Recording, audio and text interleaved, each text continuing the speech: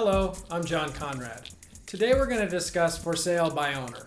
And I think it's a good idea for everyone before they list a house with a broker to at least give a shot of selling their home without a broker and trying to save on the commissions.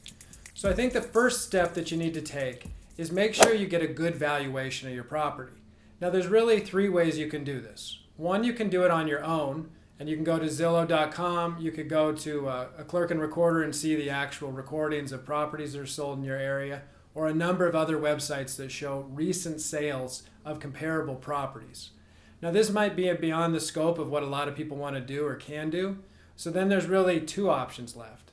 One is to go to a broker and ask for a broker's opinion. Now if you do this, be mindful that the broker, it's their career to sell homes. So clearly they're going to be trying to sell your home even though they're giving just an opinion. Many of them will give an opinion for free, but just remember that they're going to probably have a little bit of a bias. So they might say, oh, your house is worth more with the hopes that you list it. They might also go a little low and then just let you sell and maybe find someone else. They'll represent the buyer. So just be wary of those if you decide to go with a broker. The best option, I think, is to go with an appraiser. For anywhere from about $200 to $500, you can go and get a professional appraisal of your house. Now, when you hire the appraiser, you're not going to be able to use this when the buyer later comes along for their mortgage to try to get it. So it's really just only for the sales price and for your own negotiation to know the valuation of your home. You don't even need the full write-up that they usually do with an appraisal. But what you need to do is make sure that they give you 3 or 4 or 5 comparables, and then really show out some of the differences of what your property has versus what those comparable properties will have. One, this will put you in a really good position to list your property at a reasonable price that should sell in a reasonable amount of time. But two, I think a lot of sellers always think that their home's worth a lot more than it actually is. So this is a real good reality check because you've got a third point of view from a professional saying this is what the valuation, and it's completely unbiased. The second part is to go through your home and really look at it with a buyer's point of view. So walk through it and be very critical. Also at this time, what you should do is walk through it and what are the highlights, and really put a list together. Have what's negative and have what's positive. After you go through this list, identify and for your description of your property the really good benefits, and make sure that however you arrange your furniture focuses on those highlights and those good benefits and points. Now, if there's really bad things, either try to ameliorate them or just try to avoid them somehow. I'm not saying if you have holes in the wall you should put pictures over it, but you should then put up drywall and then paint the wall. All those small things are really going to add up. The next piece to do is declutter your home. Make sure that you take things out of the house so that people can freely flow through your house and don't really have to walk around furniture or other items that you may have for your own convenience. And don't just put these things in the basement either or in a closet. Remember, people are going to be looking in your closets. They're going to go down into the basement. And the less stuff you have, the bigger your home's going to be. Another point with furniture is make sure that the rooms are identifiable. And what I mean by that is sometimes people double over a study into a living room. Don't do that. Make sure that if you're showing the house, turn the living room back into a living room. If you have a lot of kids stuff in your living room, make sure you remove it because people want to see, kind of a grown-up living room. It's a huge inconvenience while you're selling, but it makes a huge difference when you're showing the house. The last piece that I would do is make sure you go outside and from the outside look at your home. And make sure you do a lot of yard work.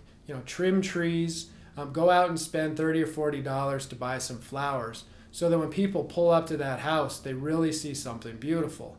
If you have some dirty windows, make sure you clean them. It's all these little things that really add up in the end when you're showing the home. So now we're at the third step. And here's what you want to do is you want to get a professional photographer to come through your home. Now, professional photographs are going to cost somewhere in the neighborhood of $200 to $300. And you're going to need 7 to 10 photographs to put on the website. And this is really important. Most people who are doing searches now go on the internet first and see your home. I promise you a professional photographer makes your home look 1,000 times better than any picture you could take. After you've done that, then consider where you're going to list it. Now, the easy ones are the free sites. So I would definitely put something on Zillow. There's a lot of other sites. Just type them up and put your property out there. And many times, once you put it on a Zillow or another popular website, other sites will take that information and also use it. But the more sites you put on there, the better, especially since they're free. The bigger question is whether or not you should pay to put it on the MLS. There's a lot of sites and realtors who will just put your property on the MLS for a fee. That's all they do. And the cost there is somewhere in the neighborhood of $100 to $300, $400. I personally wouldn't do this. And the reason is, in my experience, brokers really don't want to show their buyers' properties that are for sale by owner. Now, that's wrong and they should, but a lot of times they just don't, even if you're offering a 2.8 or 3% commission to the buyer's broker. I think the reason is they're really trying to protect their own business. They're thinking, well, if for sale by owner is popular, then I'm going to lose half my business, so they avoid it. This isn't ethical, but I think it's very common in the practice. The other piece is they think that if they have to deal with a for sale by owner, they're going to have to do all the work. And to some extent, that's true. They might have to guide the person through more steps, and they don't want to do that extra work, so they just avoid it. So hopefully after a short time, you now have a buyer who's interested in purchasing your home. There's really a number of ways that you can go out for a negotiation. One, you can just do it orally at first, and then write up the offer at the end. The other way, and I think this is really the better way, is to get some real estate contracts from your local real estate websites. And they'll have many different forms for selling homes. So it's just a standard form that really has already thought through most of the issues that are involved with a real estate sale.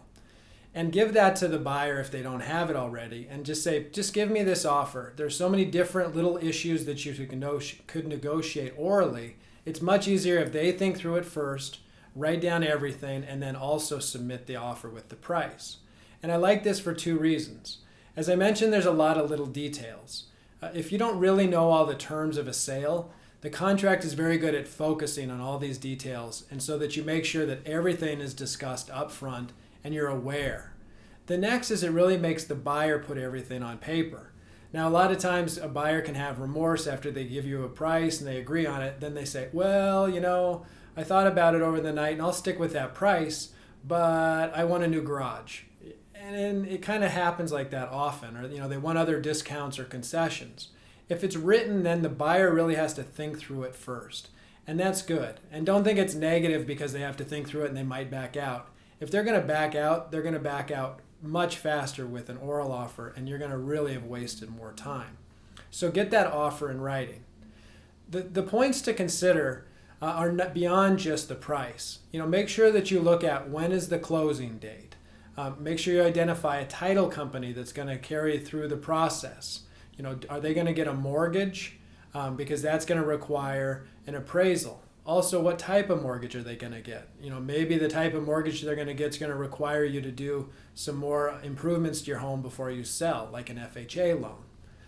And if you have any questions about that, you can go see our other video about different mortgage types.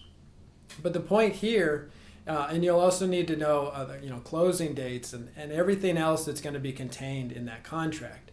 And I think even before you start the negotiations, look through the contract yourself and get comfortable with all the different concepts in a real estate sale. There's not tons of them, and it's not a very difficult concept to understand, but it's important to know all the different things that you should be aware of and that can occur during the sale of your property. So now that you're actually at the point of negotiation, before you come up with a number to come back with them, because remember, they're going to come up with a number first when they provide you that written offer. Now, if they give you the full price and everything you want, great, accept it and you're done, good job. But that usually doesn't happen. Usually they're going to come in with a different number. Now, when you start the negotiations, come in with your absolute lowest number in your mind. That doesn't mean you're going to come or agree to that number, but make sure that you never drop below that number. And that's another good reason to get a professional appraisal. If you had just done this on your own, you're probably going to start doubting your own ability to value your home. But with that appraiser, you really have some comparables to match it to and say, no, the price that I've listed here, or this range of prices, really is fair, and I'm not going to drop below this number. So it'll give you a lot more to push back on if they give you a price that's below your range. If they come and say, well, I'm going to offer $40,000 less, really push them on why. If they're just saying, well, that's what I think it's worth, then maybe you're really not going to be able to come to an agreement if your number is much higher. But at least kind of force them to come up with other comparables of other properties and say why yours isn't as good and should be at that lower price.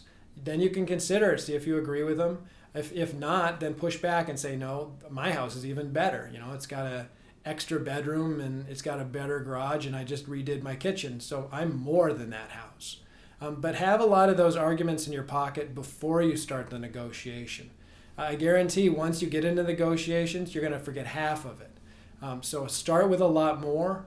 You're going to forget a lot of it, but then you'll still have enough ammo to push back when you're trying to negotiate a good price to purchase or sell your home. Here's a few things that I've seen are pretty often brought up during the negotiations, especially with a for sale by owner house.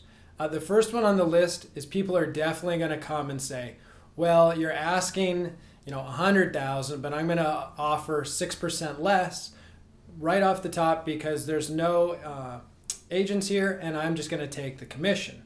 Now, you can either agree with that because in a sense it's true. If you listed your property with an agent, you would have been 5 or 6% less. The other counter arguments that I would usually go with are, well, you wouldn't have gotten that money either and you would have paid the full price, so let's just split the difference. You take 3, I'll take 3, so that bumps you up another $3,000 off the top. The other is, no, I'm fairly priced and I already considered the discount of the broker in the first place and that's already accounted for, so I'm really not going to drop the price based on that reason alone. Let's go back to the comparables and discuss the comparables. That's the market value. Whether or not I'm going to lower it because there's no agent here is not important.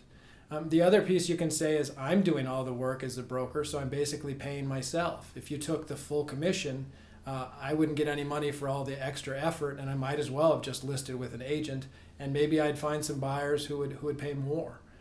So I think that's the first thing that you'll have to deal with. The next piece is you're probably going to have to deal with a lot of real estate agents. Now, a lot of them are just going to call you and tell you, oh, you can't sell this house without an agent. It's too difficult. And literally, that'll be about 90% of the calls you receive when you have a for sale by owner house. The other part, though, of dealing with agents is a lot of them will go in and buy a home. They're often comfortable buying a home. And then as they do, they'll also say, this has been the easiest negotiation. I love your home. I know you're going to have to buy another house, so why don't I show you some of those homes? I'd love to do that for you. Now that seems like a favor that's being offered to you, but it's really not. And there's 2 reasons it's not. One, they're going to take the commission from whatever house you buy, so that's additional gravy for them. But really the bigger reason is if you allow them to negotiate the purchase of your next home, you're also in a disadvantage in negotiating the sale of your own home. And why is that? They're going to learn everything about you in these negotiations. So as you try to purchase another home or you give them background, they're going to learn why you're selling your current home, your financial situation, and a lot of personal information.